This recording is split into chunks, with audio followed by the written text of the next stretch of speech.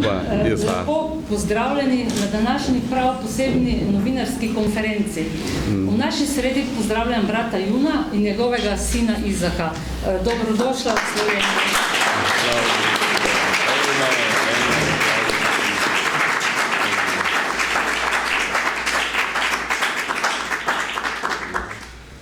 Brat Jun je po vsej Kitajski znan kot nebeški človek. Vzdevek je dobil leta 1984, ko oblastem ni hotel povedati svojega pravega imena.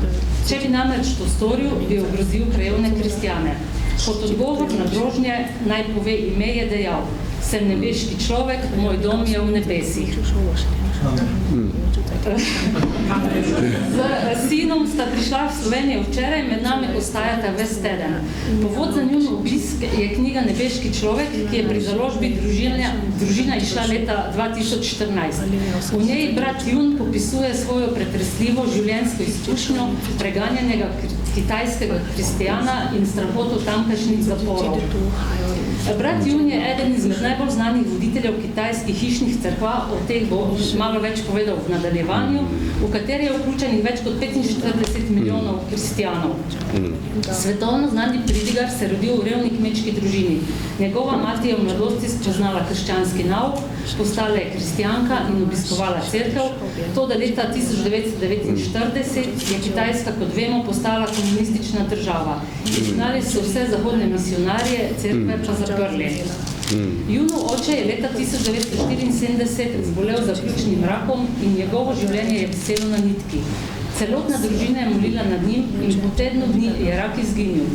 Jun se je zaradi tega začel poglabljati v Sveto pismo in je kmalu postal zelo iskan pridigar. Zaradi svojega delovanja je postal sovražnik države. Večkrat je bil zaprt, med drugim tudi v enem najbolj zloglasnih in najbolj varovanih državnih zaporov. Ker so se bali, da bi jim pobegnil, so ga grozovito mučili in tako dolgo pretepali po nogah, da je ohromel. Čeprav ni mogel hoditi, je veroval, da mu bo Bog pomagal pobegniti in to se je res zgodilo. Zdaj vse to, kako se je dogajalo, tisti, ki še niste prebrali knjige, boste lahko prebrali v knjigi, drugače bo tudi brat Jun o tem malo več povedal.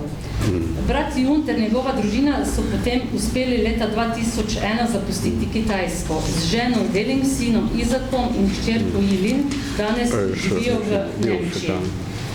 Mnogi se sprašujejo, zakaj so šli iz Nemčije. In brat Jun zatrjuje, da Kitajske niso zapustili zato, ker je bilo njihovo življenje težavno, marveč zato, ker me je tako naročil Bog. Danes pridiga po zahodnih krščanskih cerkvah. V tem tednu bo tudi po Sloveniji. Natančen program si lahko potem preberete v predverju. Če mi dovolite citat, Bog mi je odprl vrata. Pridigal sem v številnih cerkvah na zahodu, po Evropi in Severni Ameriki. Preden sem odpotoval na zahod, nisem vedel, da toliko tukajšnjih cerkva duhovno še spi. Gospod Jun, je ta vtis še vedno tak, še vedno spimo na zahodu? 你现在还是觉得我们的教堂在睡觉吗？ 我感谢神给我这个机会，也是陪这个国家我们卡特利市里神父主教啊邀请来到这里。我来到这里的时候，我感受到这个教堂已经醒来了。 Zahvaljujem se za priložnost, da sem lahko prišel v Slovenijo in se povabila. Čutim, da se je cerkev že zbudila. 当我一下飞机的时候，我祷告有一段经文是为这个国家的。 Ko sem prišel iz letala, mi je prišel en del iz Svetega pisma. 这段经文是以赛亚书里第60章里是最后的2节，也就是20、21节。我希望我的姊妹能够给它读出来。 To je sta verza 21 in 22 iz Izaija 60. Tvoje ljudstvo bodo sami pravičniki, za vselej bodo imeli v lasti deželo, bodo mladika, ki sem jo zasadil, delo mojih rok za moje poveličanje. Iz najmanjšega jih po 1000, iz najšibkejšega mogočen narod. Jaz, Gospod, pospešim to ob svojem času. 哈利路亚，哈利路亚。我一上坐飞机来的时候，我的儿子这是我的儿子伊萨告诉我说：“爸，我们现在去这个国家是一个很小的一个国家。” Ko sem prišel iz letala, je moj sin Izak, to je on, rekel, prišla sva v eno zelo majhno deželo. 当我一下飞机的时候，神父再来接我的时候说：“哎呀，我们的国家不但是小，我们的国家现在也目前面临着种种的压力，很弱的，很需要一个方向。” Naša dežela, duhovnik, ki je prišel po me, je rekel, da dežela ni samo majhna, ampak tudi zelo potrebuje smernico. 我的祷告是愿上帝的国降临在这个国家。Molil sem, da bi se Sveti Duh spustil na to deželo. 永远得地为业。In bil vedno z vami. 我的祷告是这个知晓的民族要增加1000倍。Molil sem, da bi se država 1000krat povečala. 我的祷告是这个微弱的国要成为强盛。Molil sem, da bi ta šibka dežela postala močen duh. 阿门。我们一同有一个祷告，好吧？Gremo skupaj molimo. 天父，愿你的国降临在这个国家。Gospod, pridi v to deželo. 愿你的旨意行在这个国家，如同行在天上。Naj pride ta dežela v Božje kraljestvo. 使这个国家不但是能够认识耶稣，要更深地来经历主耶稣复活的大能。Naj dežela ne samo spozna Jezusa, ampak tudi moč tega, da je on umrl za nas. 因主耶稣基督的生命。Naj spozna Jezusovo življenje. 阿门。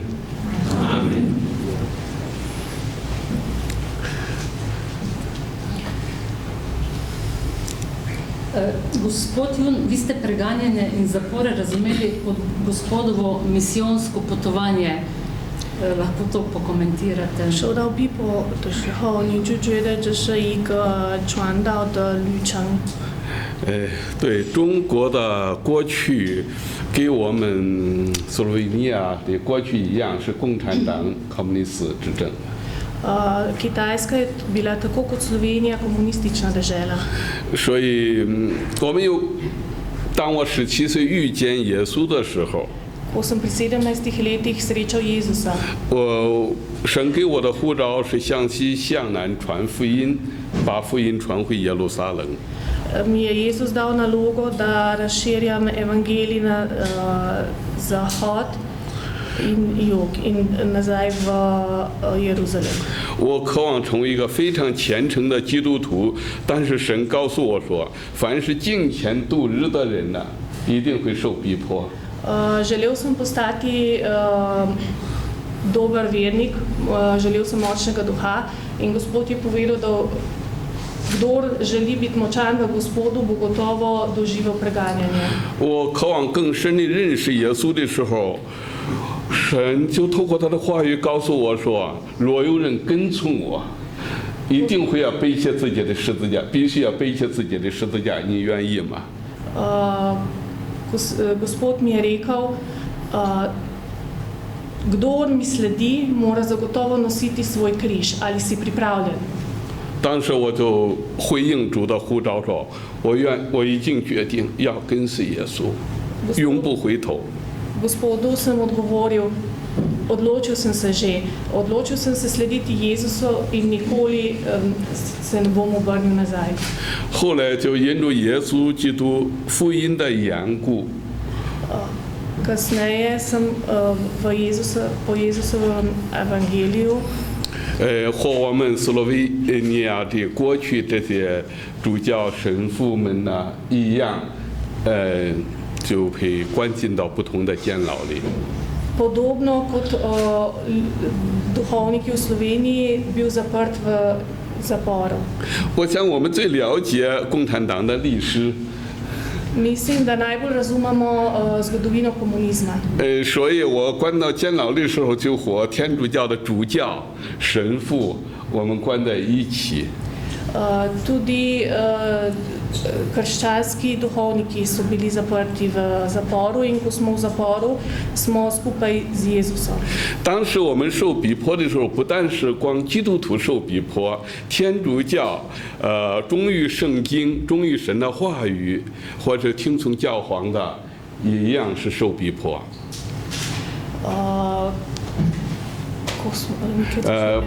当时不仅仅基督徒受逼迫， Ne samo kristjani, 卡托利是天主教的神父、主教。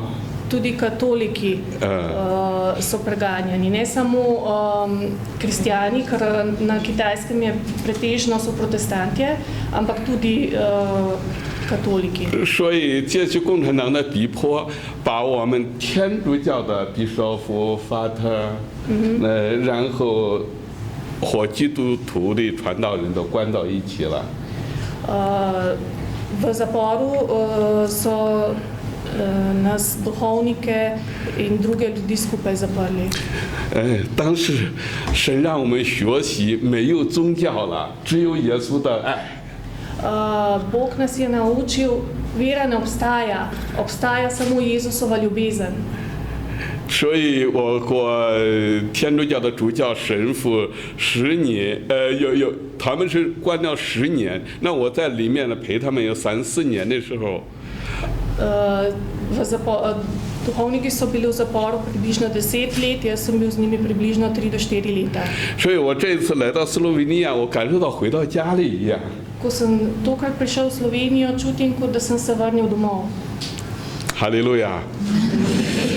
所以我们再到一起被关到监牢里的时候，我们只知道一件事。 Ko smo bili skupaj zaprti v zaporu, smo vedeli samo za eno stvar. 耶稣基督并他钉十字架。 Jezusa, poznali smo samo Jezusa Kristusa in njegov križ. 耶稣基督为我们死在十字架上，而且从死里复活了。 Jezus je za nas umrl na križu in za nas ponovno vstal od mrtvih. 我们在那里也没有什么宗教，也没有教义，也没有宗教的意志，都是用心灵诚实，再到监牢里敬拜他，敬拜神。 Nismo imeli cerkvene izobrazbe, samo molili smo Jezusa, samo iz srca smo ga spoznali. 过去我们没有在受逼迫之前， Ko nas še niso preganjali, 我们总认为应该是在天主教教堂里面敬拜神，或者在基督教的教堂里，或者在哪个聚会点敬拜神。 ko nas še niso preganjali, smo mislili, da lahko moliš, da lahko slaviš Gospoda samo v cerkvah. 当我们关到监牢的时候，我们发现耶稣也在监狱里，我们可以在监狱里一同敬拜神，一同摆饼。 Ko smo prišli v zapor, pa smo opazili, da lahko Jezus je tudi v zaporu, tudi tukaj ga lahko molimo in slavimo. 有时候我们在监牢里面给神父、给主教，我们一起来弥撒，一起来纪念耶稣的死。 V zaporu smo z drugimi duhovniki skupaj molili in skupaj slavili Gospoda včeraj. 哈利路亚。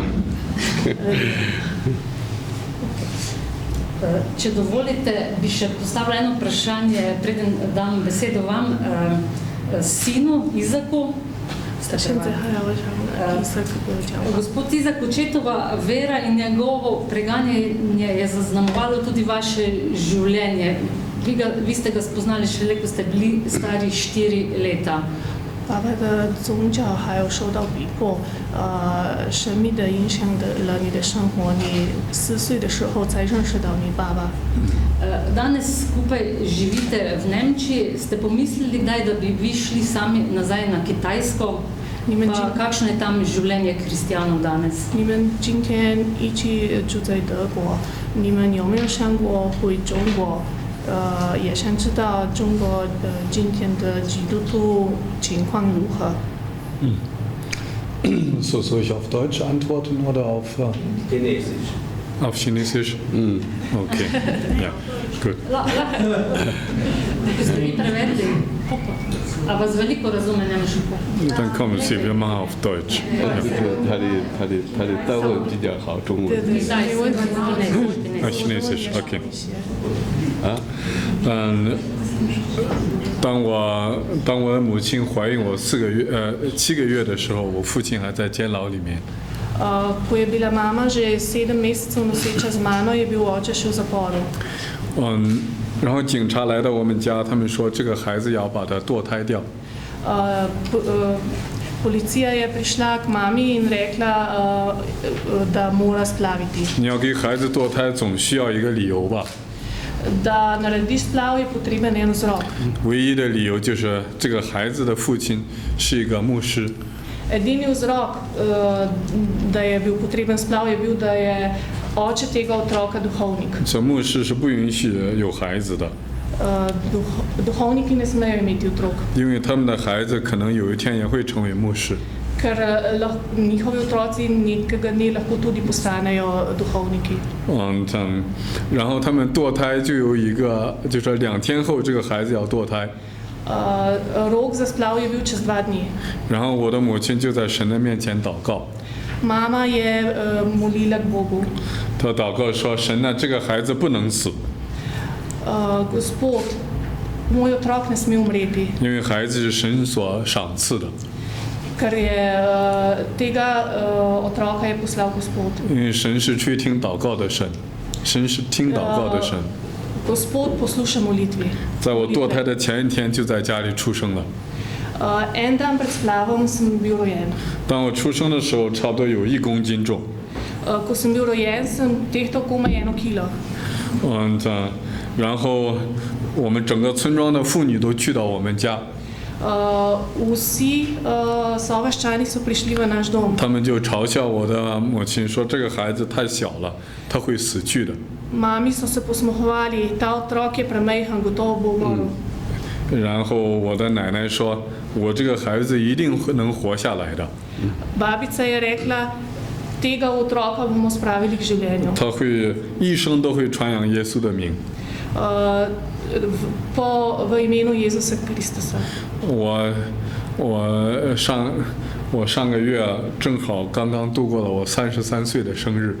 Prejšnji teden sem praznoval 33. rojstni dan. 感谢主，我活得很好。 Zahvaljujoč Gospodu dobro živim. 我太太经常说我是世界上最漂亮的中国人。 Moja žena pogosto reče, sem najlepši Kitajec na svetu. 我每天都传扬耶稣的名。 Vsak dan razširjam Gospodovo ime. 当我们1月份去泰国参加一个牧师的聚会的时候， Ko sem pred kratkim šla na Tajsko na srečanje 差不 duhovnikov, 多有500个中国的教会领袖来到泰国聚会。 je na Tajvan prišlo približno 500 predstavnikov cerkve na Kitajskem. 然后我在那边有一些讲话， Njim sem govoril, imel sem predavanje. 然后讲完话之后，就有一个阿姨，她跑到我面前抱着我哭。 Ko sem končal, je ena gospa pritekla k meni, me objela in zajokala. 我不知道她为什么哭， Ne vem, zakaj je 因 zajokala, 为我也不认识她。 ker je nisem poznal. 然后她说：“当你出生的时候，我才18岁， Ko si se rodil, sem bila stara 18 let. 你的父亲在监牢里面坐着。 Tvoj oče je bil v zaporu. 当你出生的时候，我用我的双手捧着你。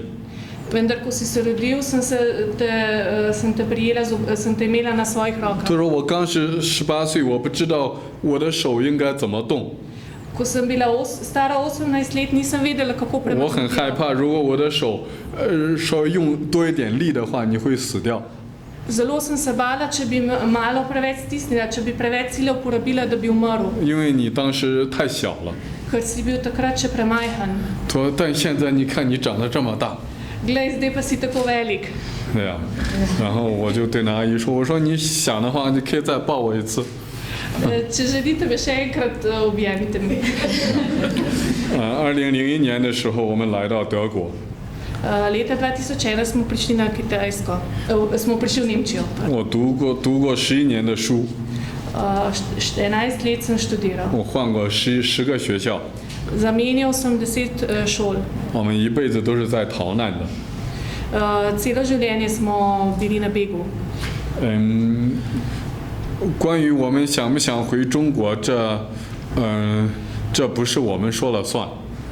Ali pri tem, ali se bomo vrnili na Kitajsko, ne odloča to, kaj si želimo. 因为神没有把我们带到斯洛文尼亚来， Gospod nas ni pripeljal v 神又没有把我 Slovenijo, 们带到美国去， nas je pripeljal v Slovenijo. Gospod nas je 就偏 pripeljal, 偏把我们带到了德国。 nas ni pripeljal v Ameriko, ampak nas je pripeljal v Nemčijo. 有很多人说，这是突然发生的事情。 Veliko ljudi je reklo, to se je pač tako zgodilo, nenadoma. 但我的生命当中，我不相信突然发生的事情。 Vendar ne verjamem v naključja. 一切的事情都有上帝的命定， Vse se zgodi po Božji volji. 一切的事情都有神的计划和他的 calling， 他的呼召。 Vse se zgodi po Božjem klicu. 神把我们带到了德国，我们愿意服侍德国人。 Gospod nas je pripeljal v Nemčijo, da tam razširjamo 我们要在那边传福音， Tam moramo opravljati svoje misijonarsko delo. 在向德国人传福音。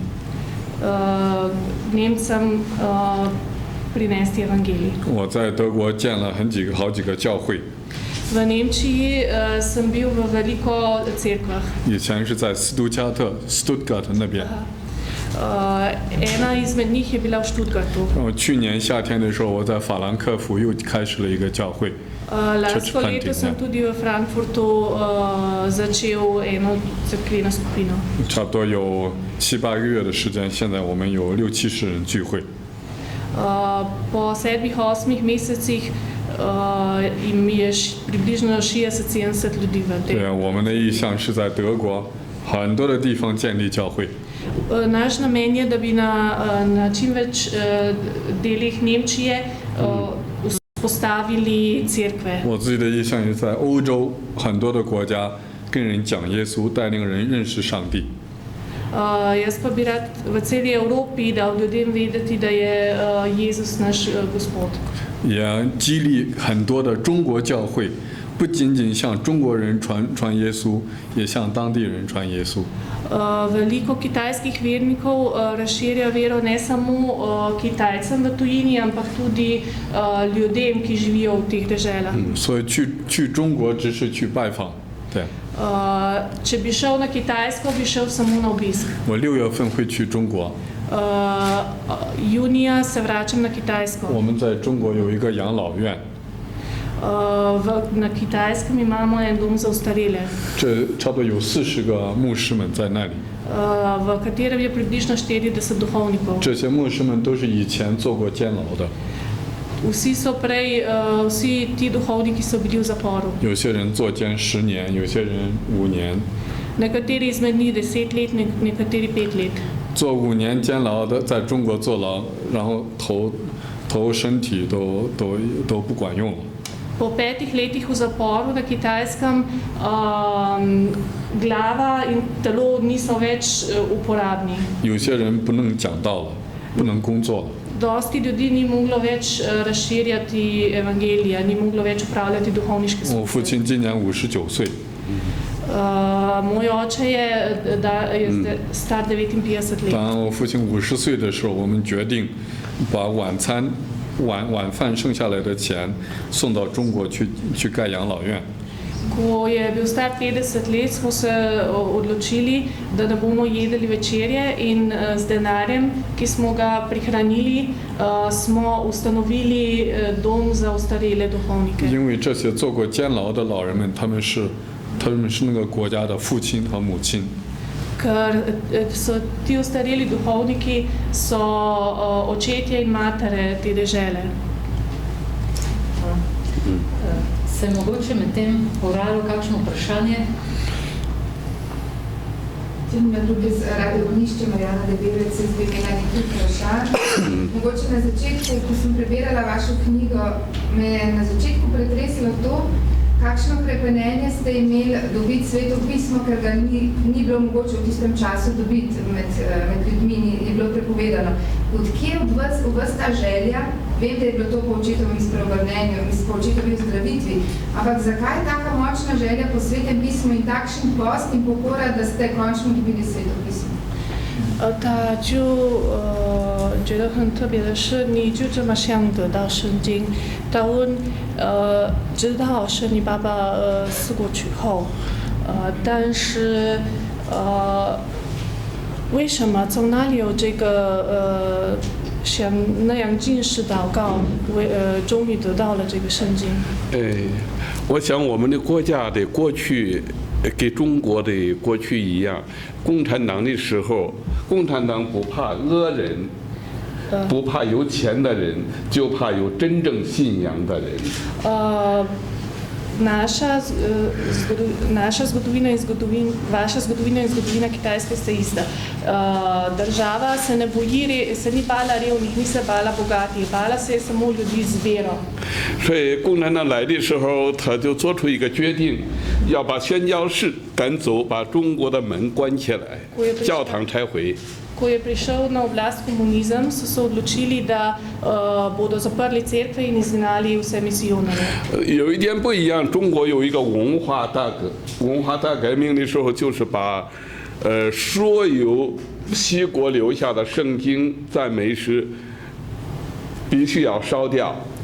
V kitajski kulturni revoluciji je bilo odločeno, da je treba vse knjige, ki so ostale, sveta pisma sežgati.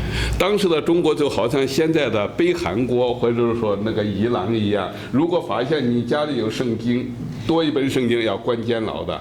Na Kitajskem bi bilo takrat podobno kot sedaj v Iranu ali Južni Koreji. Če so opazili, da imate doma sveto pismo, greste v zapor. Severni, pardon. 所以，当妈妈带领，当宣教士离开中国以后，我的妈妈虽然软弱了，但是她有一个遇见神的机会，带领我们一家人认识耶稣。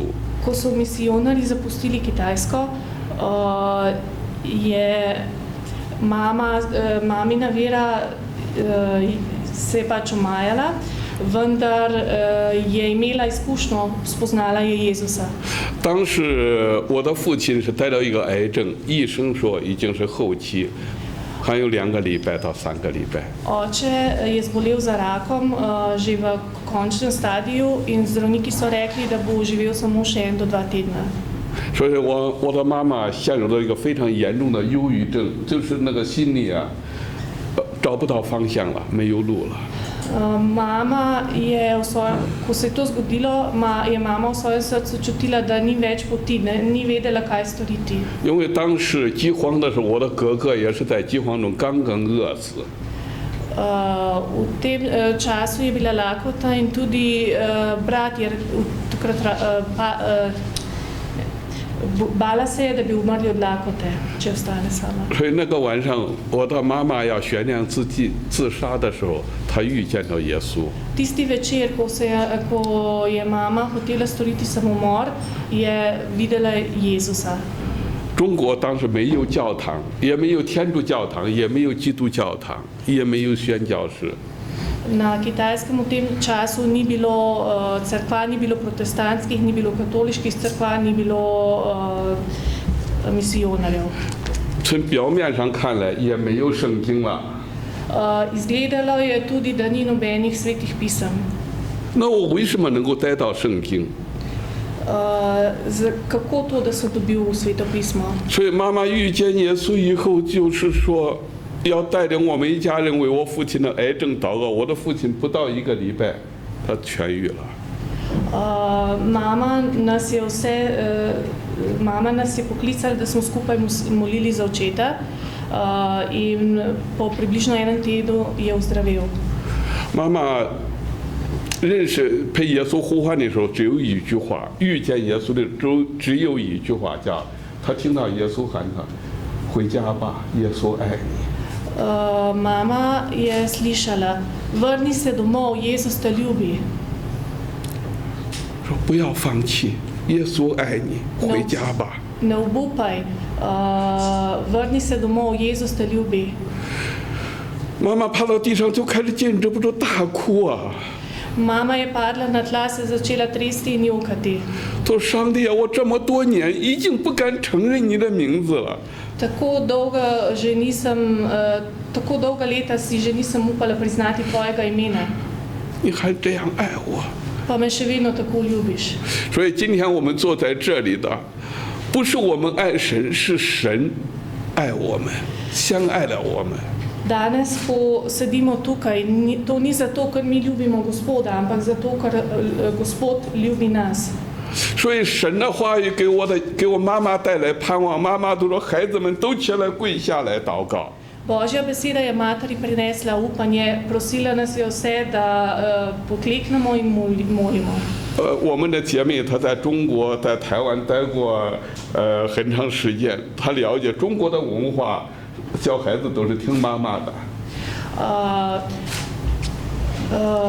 Na Kitajskem morajo otroci poslušati besedo staršev. Ne tako kot v Sloveniji, ampak morajo, kar starši odločijo, je zadnja beseda. 妈妈让我们跪下来，我们虽然不知道耶稣是谁，我们就跪下来喊耶稣。 Ker je mama rekla, da moramo poklekniti in klicati Jezus, smo jo poslušali in z njo molili. 没有任何宗教了，也没有有人讲道，就单单喊耶稣。不到一个礼拜，父亲好了。 Ni bilo nobene vere, ni bilo nobene molitve, ni bilo nič posebnega. Samo klicali smo Jezus, Jezus in po enem tednu je oče ozdravel. 我父亲好了以后，我的一个家族整个都相信了耶稣。 Ko je oče ozdravel, smo vsi začeli verjeti v Jezusa. 我想让妈妈多一点给我讲耶稣是谁。妈妈说我没有读过书啊，我不识字啊。 Mamo sem prosil, da mi več pove o Jezusu, vendar je rekla, ne poznam pismen, nisem pismena, ne vem nič več. 妈妈带我去找一个好像这个发财一样，一个老牧师，做过监的人。 Mama me je odpeljala k enemu staremu duhovniku. 这个老牧师也害怕共产党。 Tudi ta duhovnik se je bal komunistične partije. 他说年轻人，耶稣能够医治你父亲的癌症，耶稣会给你圣经啊。 Rekel je otrok, če je Jezus ozdravil tvojega očeta, ti bo dal tudi Sveto pismo. 最好你是问耶稣呀。 Najbolje, da prosiš Jezusa. 所以我的第一本圣经是每一天跪下，晚上不吃饭，跪下祷，每一天晚上不吃饭，跪下祷告。3个月以后，我真的遇见了耶稣。 Tako da sem vsak večer pokleknil, ob večerih nisem jedel, pokleknil sem in molil vsak večer in po 3 mesecih sem videl Jezusa. 我就看到有一个人，我在异梦中就看到有一个人带上一个袋子，打开的时候原来是一本圣经。 V viziji sem videl človeka, ki je odprl vrečo in v tej vreči je bilo Sveto pismo. 哎，我想问一下大家，你们中间都是基督徒，有多少人你们相信我们的神是耶稣是活着的，是会对人说话的神？ Koliko med vami vas je kristjanov, koliko vas veruje, da je Jezus živ in da lahko z nami govori, da nam lahko govori? 大部分人相信耶稣说：“我认识我的羊，我的羊听我的声音。” Jezus pravi, poznam svoje očice, moje očice poslušajo njegov glas. 你们中间有过这样经历的人举一下手。 Tisti, ko ste imeli takšno izkušnjo, da vam je Jezus govoril, prosim, dvignite roko. 哈利路亚！很多人有过这样的。有一个老牧师，他害怕把他的圣经啊，用一个袋子包住放在地里面。En starejši duhovnik, ki se je bal, je Sveto pismo povil v vrečo in zakopal v zemljo. 我也不认识他，离我60多公里啊！我在这里祷告的时候，神在告诉他说：“你把你的圣经拔出来，送给云弟兄。” Nisem ga poznal, od nas je bil oddaljen 60 km in v njegovi molitvi, ko sem molil, je Gospod tudi njemu rekel, da mora to Sveto pismo dati meni. 我的第一本圣经真正是从祷告之中，我经历到神是听祷告的神。 Izkusil sem, da Gospod posluša naše molitve. 所以从那个时候开始，我还没有真正认识神呢、我就是每一天来读神的话语，来背神的话语。 Takrat še nisem poznal Gospodove besede in sem se jo učil na pamet. 直到有一天，我听到主呼唤我说：“云弟兄到了，时候到了，你现在起来向西向南，为耶稣做见证，传福音。” Nekega dni je Gospod rekel, prišel je čas, pojdi razširjati evangelij na zahod in na jug. 我当时也不知道什么叫传福音呢、怎么叫传福音呢、 Takrat nisem vedel, kaj pomeni razširjati Božjo besedo. 就是为耶稣做见证。 Želel sem biti samo priča Jezusu. 我记得第一次传福音的时候，我就是带上一本圣经，走到没有教堂嘛，我都走到每一个村庄、每一个家来敲门，你们来信耶稣啊，有病的人来信耶稣啊。 Prvič, ko sem razširjal Božjo besedo, to ni bilo v cerkvi, ampak na ulici in ljudje sem rekel, verujte v Jezusa, bolni, verujte v Jezusa. 我的父亲是个癌症，信耶稣，他的癌症好了，信耶稣能治各样的病。 Moj oče je verjel v Jezusa in je ozdravil bolezen. Tudi vas lahko ozdravi. 可是我第一次开始传福音的时候，我不知道圣经放哪里，我都把圣经放到头上。他们说认为我这个人很奇怪的。 Takrat nisem vedel, kaj narediti s Svetim pismom in sem ga dal na glavo. In vsem sem se zdel čuden. 可是当很多人信耶稣的时候，人也开始问我耶稣到底是谁。 Vendar so me ljudje potem začeli spraševati, jih je zanimalo, kdo je Jezus. 什么是福音？ Kaj je evangelij? 所以这就是我今天给大家所讲的，就是照着圣经上所说。 To vam danes vam predstavljam to zgodbo. 只知道耶稣基督并他钉十字架，他为我们的罪死了。 Da je Jezus za nas umrl na križu. 耶稣从死里复活了，他也能够让我们从死里复活。 Tako kot je Jezus je vstal od mrtvih in lahko tudi pomaga, da mi ostanemo od mrtvih. 以后我为了耶稣福音的缘故做监牢，都是因主传扬这位耶稣被关进监牢的。 Veliko ljudi je bilo zaprtih zato, ker so razširjali Božjo besedo. 好，谢谢。Mogoče še eno vprašanje lahko. Zdaj, vi ste pretrpeli nečloveška mučenja, takšna, ki si jih mi niti predstavljati ne moramo. Mene zanima, kako ste bili sposobni ostati zvesti Kristusu kljub temu mučenju strašnemu toliko in toliko let, in pa še to, kje vidite vzrok teh vseh spreobrnitev, ki so se potem dogajale okrog vas tudi v zaporu? 你受到这些严重的逼迫的时候，恐怖的折磨，你怎么有力量继续信耶稣？然后你觉得监牢的人，他们为什么也会开始信耶稣？ 我想告诉弟兄姊妹们，是神的爱激励了我，是上帝的爱激励了我。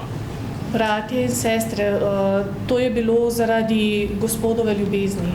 我再一次说，不是我爱神，是神。每当想到耶稣，为我的罪死在十字架上，神的爱激励住我，我不能不爱他。 Vsakič, ko sem pomislil, kako je Jezus za nas umrl na križu in trpel, nisem mogel, da ga ne bi ljubil.